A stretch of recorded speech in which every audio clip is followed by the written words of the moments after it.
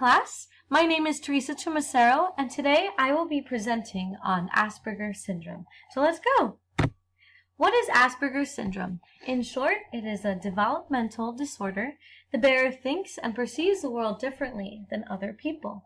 It has been said that while the autistic child lives in a world of his own, the child with Asperger's lives in his world, but within ours. In other words, they try their best to communicate and be in relationship with other people. However, they have difficulty. Tony Atwood, a noted expert on Asperger's syndrome, remarked that while the child with Asperger's is talking, I could leave, go make a cup of tea, and come back, and would never know I had gone. So that's an introduction to what is this syndrome. Okay, so here's a little bit of history. The syndrome is named after Hans Asperger, a Viennese pediatrician who recognized the similarities in behavior and personality in several of his child clients in 1944. He noticed that these children had great language development and they had the intelligence that they needed to have at this point in their life.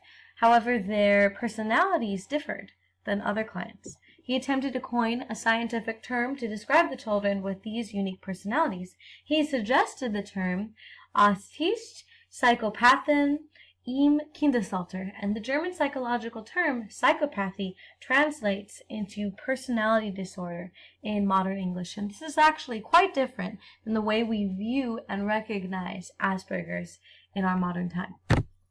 Some more history.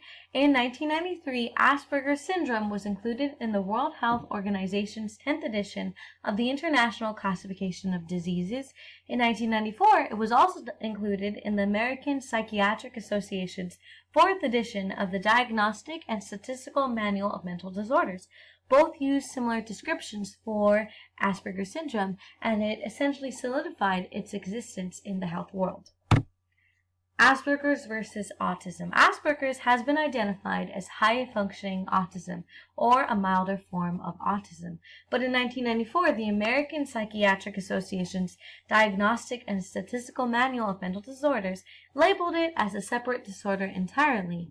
Although many professionals continue to consider Asperger's disorder as a less severe form of autism, or categorized under an autism spectrum disorder.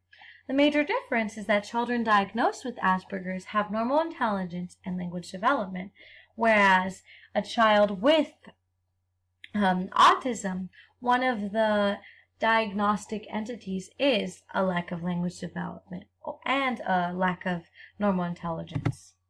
Here are some characteristics and defining factors.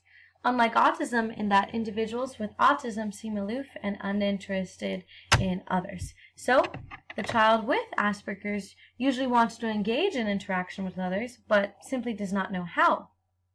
They may be socially awkward, they do not comprehend conventional social rules, or show a lack of empathy, often seeming rude, irritating, or immature. Children with Asperger's have limited eye contact. They seem unengaged in a conversation and do not understand common gestures or sarcasm. They have difficulty maintaining social relationships and have a sensitivity towards loud noise, light.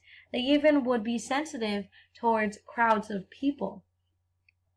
If they were to be kept in a very tiny, small room with a large group of people, they would be overstimulated. This might even result in a meltdown. They have difficulty coping with change, and this is important for educators, and we'll talk about it later on in the presentation.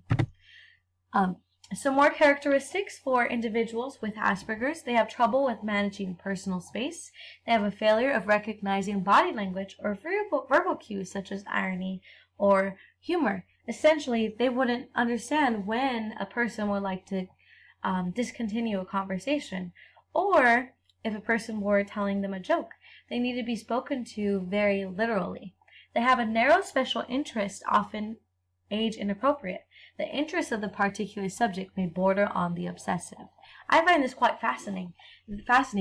They have one thing that they're interested in, and they continue to discover new things about this one thing, to the point where they become an expert.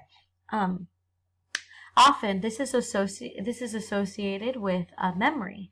They may have a special memory related to this interest that was pleasurable, completely pleasurable. So they continue to identify pleasure with this topic. Children with Asperger's often collect categories of things. For example, I have a cousin that struggles with Asperger's syndrome, and he is very interested in trains, and he collects different models of trains. In fact, he displays them during holidays for us all to see. They have a distinct struggle with abstract concepts. Again, they need to be spoken to very literally. Their speech patterns may seem unusual. They may lack inflection or have a rhythmic nature, or may be formal but too loud or high-pitched. They often speak without thinking through their thoughts, and they have motor skill delays and may appear clumsy or even awkward. So this is a short little comic done by a graphic design university student. Essentially, she is an individual that struggles with Asperger's syndrome, and she wanted to help others empathize with those who struggle with the disorder, and look at it from a personal, like humanistic view rather than just a scientific view. So if you see this top one right here, I'll read it to you. Sometimes having ASD feels like being an alien stuck on Earth. When you're stuck inside your own head, you don't get out much. You don't always get what's going on, and sometimes you just freak people out with your odd behavior and your lack of social competency. Essentially, as someone with Asperger's, she often feels alien and foreign towards others. Here's another one right here. I'm going to read it. So, Asperger's syndrome also makes me really sensitive to certain stimuli, like touch. Meeting new people can be a challenge because they always want to touch you, and that can be stressful and overstimulating for an Aspie. Essentially, touching is something that would overstress her as someone who has Asperger's syndrome. Whereas, like I stated previously, things like light and noise can overwhelm an individual with Asperger's. Here's the prevalence. The diagnostic criteria of choice for many clinicians are those of Gilbert and Gilbert, which represent descriptions of the syndrome that are quite similar to those of Hans Asperger. So 36 and 48 per 10,000 children suffer from this syndrome, or 1 per 200 or 250 children. Boys are 3 to 4 more times as likely to carry the syndrome than are girls, and this is the same for autism. Here are some things that teachers need to know as educators when they would potentially have a child with Asperger's syndrome in their classroom. Children with Asperger's typically remain in general classroom settings with their intellectual ability, sometimes accompanied with temporary social interpreters, and these interpreters would be one-on-one aides that would help them to understand and recognize the socialization that is done in a classroom setting. Their academic performance ranges from adequate to absolutely exceptional. Here's a quote that I found quite important. With increasing emphasis on teaching methods that favor social interaction, the child with poor interpersonal skills and inability to read social cues will continuously test the patience of teachers and peers and be admitted to groups last, if at all. Essentially, modern education tries to implement plenty of group work in the classroom rather than merely direct instruction.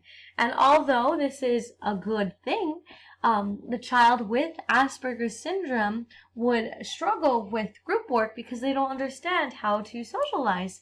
They won't socialize like their classmates would.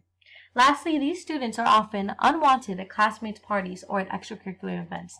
And personally, this breaks my heart a little bit because they are people too. What teachers need to know, some more things. Teachers need to be informed. They need to be informed not only about what is Asperger's syndrome, but they need to be in constant communication with the parents of the child with Asperger's syndrome in order to know their limits. Like I said, they must learn how to recognize characteristics as well as limits for individual students in order to avoid meltdowns. And meltdowns, again, are when a child would be overstimulated or overstressed, and this would look very much like a tantrum. However, it's just the child being overstimulated. Teachers should implement social skills strategies throughout instruction. They must be thoughtful in classroom seating assignments. Proximity definitely matters. And what I mean by this is a child will thrive sitting at the front of the classroom, or they will thrive being in an area of the classroom that is open, where they don't feel totally enclosed by other students. Teachers should avoid self-selection in peer work and consider the nature and maturity of the student's designated group. So, individuals with Asperger's need to be placed in groups that are going to be kind and helpful towards them. So the teacher needs to consider this as they're putting groups together. They need to teach students how to function as a team, giving every single student a unique special task within the group so the child with Asperger's can contribute efficiently. And for example, if a child were doing a presentation in class where they had to speak, the child with Asperger's will struggle with knowing when to stop speaking. So tangible indicators of speaking time would be helpful for this child. Here's some more, my last slide, for what teachers need to know. Teachers need to provide a safe haven, recognize what overwhelms the child. Essentially, they need to let the child know that they understand and see them. And the child and the teacher need to work together in order to help this child succeed. For example, if a child is feeling overwhelmed or overstimulated, the teacher and the child could have an area where the child can go to in order to unwind and calm down. They need to indicate social cues to the student. They need to keep class expectations clearly displayed, but also provide the student with secret cues that help them to recognize when their speech is crossing over boundaries. Teachers can serve as a bridge between the student and their peers, promoting positive interaction. Lastly, teachers need to capitalize on that special interest that the child is so involved in, and they need to capitalize on the special gifts in order to guarantee the greatest success for this child. Here are some recommended instructional strategies. Teachers need to maintain consistent routines and structures in the classroom. Children with Asperger's need those routines. They need to explain the agenda at the beginning of each class so that the student can recognize what needs to be learned, what the objectives are. They need to repeat instructions more than once. They need to prepare the student for any changes in routine, and they need to provide clear expectations that are consistent. What the child thrives on is consistency. Here are some more instructional strategies. Be attentive to how you explain. Teachers need to be attentive to how they explain. They need to use clear, unambiguous, literal language because individuals with Asperger's struggle with sarcasm. They struggle with anything that isn't literal. They need to avoid sarcasm. They need to repeat instructions more than once.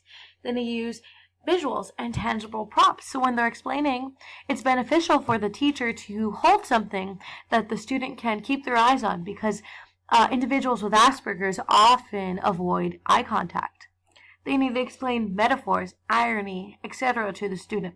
As an English language arts teacher, I think direct instruction of these metaphors, irony, even idioms, is helpful for the student with Asperger's. Here are some resources for teachers, a couple websites. The first one is a set of recommendations for teachers to implement in their classrooms in support of our students with Asperger's syndrome. And the second one is a search engine full of lesson plans that teachers can use. My last resource is a website dedicated to educating others about autism, Asperger's, and other disorders within the spectrum. This particular page is full of website links and book recommendations for educators who would like to learn more about this particular syndrome.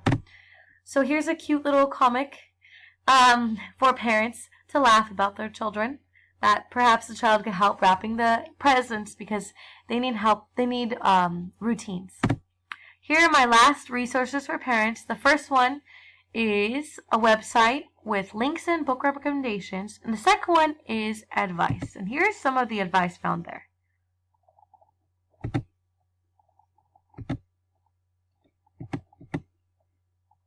Get him or her counseling, be their social chairman, model social skills, get him or her moving, provide routines, foster his or her special something.